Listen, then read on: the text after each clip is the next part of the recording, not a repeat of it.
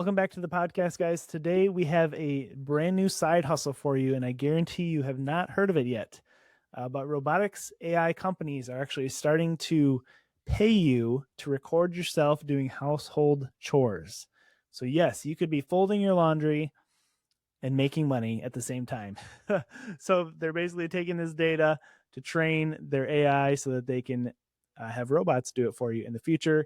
We're going to get into exactly how this all works in the episode today. But before we do, I wanted to tell you about our Skool community. It's a really great place to be. It's called AI Hustle. We'll leave a link below. But each week we release bonus content over there, specifically how we're making money and growing our businesses using AI. This week I released a special episode because I recently got access to OpenAI ads and have started running ads. So I actually will show you the entire dashboard, how I set up my campaigns. You can see exactly what it looks like and how you can actually get started doing this yourself. So go check out our community. It's $19 a month. And if you join today, you can lock that price in forever. So, but let's talk about these robotic startups here. Jaden, what have you heard? Okay, the first one I want to talk about, I just think is a really funny thing, and it's called Shift. And basically, they will clean your house for free in exchange for basically they'll have a person come into your home. They wear like a hat with a camera on the top of it, and the camera's pointed down, so it's like a POV first person camera, and it's watching what the person's doing with their hands and like basically everything in front of them. And and then they'll take that data and they sell it to robotics training companies. So you get your house cleaned for free, and they get training data that's super valuable for them to sell to robotics companies. So that's the first one that I thought was cool. Shift also, though, is famous because on their website, you can go sign up. Anyone can go sign up.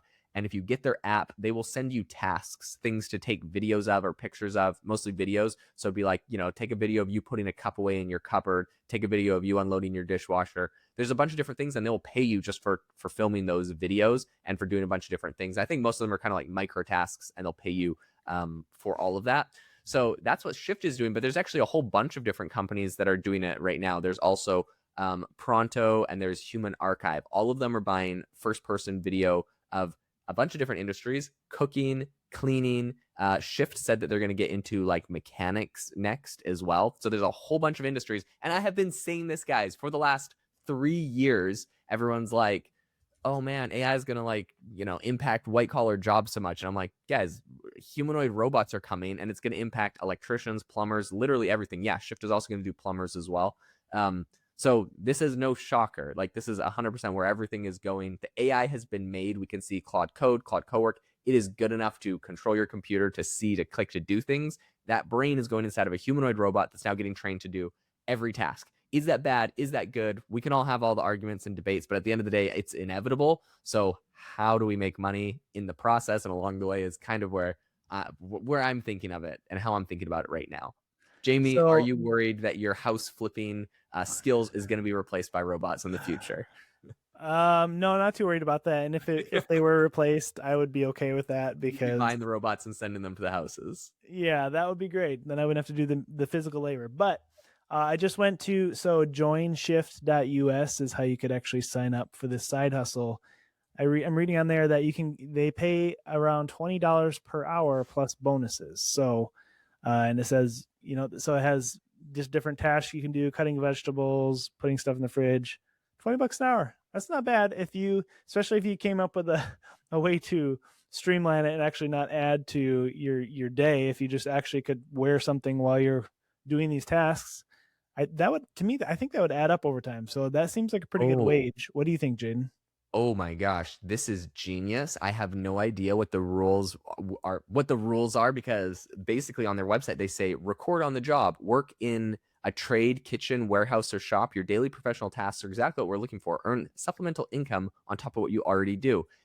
This is genius on their part, for one. But for two, I wonder like if your employer is gonna. I'm pretty sure people are gonna do this without telling their employer. They just have to wear a hat with a little camera on it, probably, and it's just probably sneaky. And they're hoping that no one's gonna get mad. But like $20 an hour, okay. So if you're a warehouse worker making $20 an hour, you put on their hat, and now you're making $40 an hour. That is a pretty crazy side hustle, in my opinion. Are they Totally. training robots to replace you in your job in the future? Yeah, but it's gonna happen inevitably anyways. So I would put the hat on and make $40 an hour if I were you. Absolutely. Now that, I mean, yeah, that's the significant amount of money, honestly, for like you said, if you can stack it on top.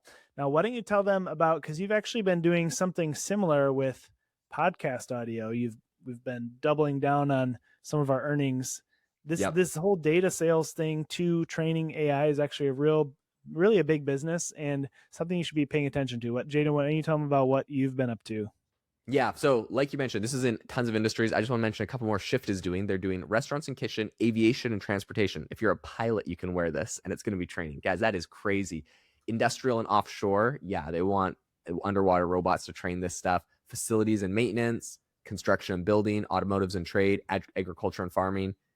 These are the industries the robots are coming for, but the data is a really good business. And so, yeah, like you're mentioning, Jamie, I actually was working with a company recently and I sold the back catalog of all of my podcasts, including this one that we've recorded in the past. They don't for data or for AI audio licensing. Now, they don't train a clone of our voice or anything, but they'll use it for general purpose AI training. And for my back catalog, I sold it for about $11,000 to a company that just paid me 11 grand. And I just had to give them a folder with all the WAV files of all of my audio. There's a couple different things I had to do to it. I transcribed all the audio, I believe, or at least I segregated it by voice. So if Jamie's talking, it would be on one audio file. If I was talking, it was on another. But I actually ran Claude Code, and it got a open source program that like automatically did it's called diaritization, I think. It automatically split the tracks. Anyways, so I made a folder of all my podcast episodes. Okay, wait. I told Claude to make a folder of all my podcast audios. Then I had it diarize it. Then I sold it to this company for 11 grand. So, which by the way, if anyone has like a big backlog of audio that you've recorded for anything, let me know because I can help you sell it. So hit me up on LinkedIn, or if you're in the school community, do that. But yeah, you can make a lot of money doing this data licensing. It's interesting because basically all the Chinese companies are, if they can get their hands on, like for example, a podcast audio, all the Chinese companies, you can just go scrape it manually. You just run a little bot that scrapes everybody's podcast. But the American companies are getting super sued. You look at Claude that had to pay over $1 billion for illegally using everybody's books, pirating everybody's books and including it into their Claude. So they had to pay all the authors money. So the American companies, there's a precedent that they're getting sued and they're having to make big payouts if they're a big company. So they're going and trying to legally license as much audio as they can. Suno has a bunch of like lawsuits for grabbing music illegally, yada, yada. I don't know where 11 Labs is at, but evidently it's going to be 11 Labs and a lot of these other audio companies, Google, that is licensing this data. I don't know the company I sold it to. I don't know how much they'll sell it to Google or 11 Labs. Maybe they'll make like, triple or 5x my money. But in any case, I was happy for a payout. And yeah, everyone is looking for data right now.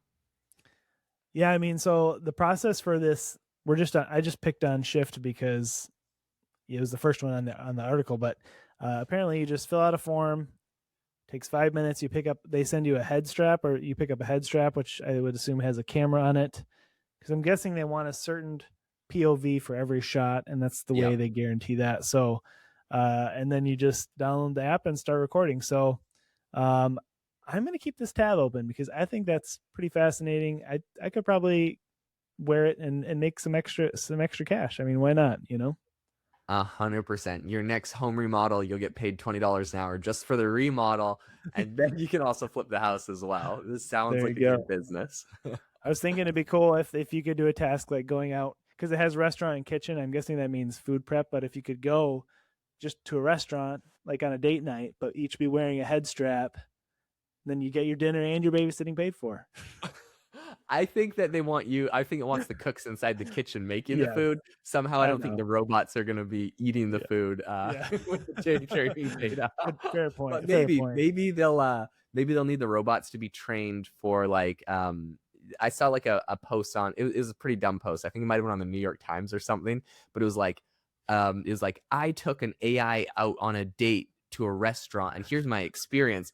It was the dumbest thing, and they like had their phone propped up against their like water bottle at the restaurant, and they were like talking to this AI.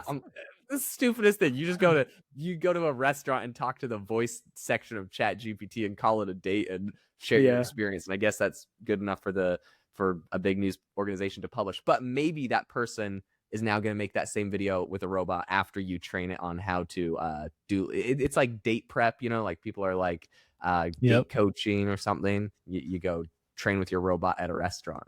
Aside There from you looking go. ridiculous in the restaurant, you know, maybe there's a business there.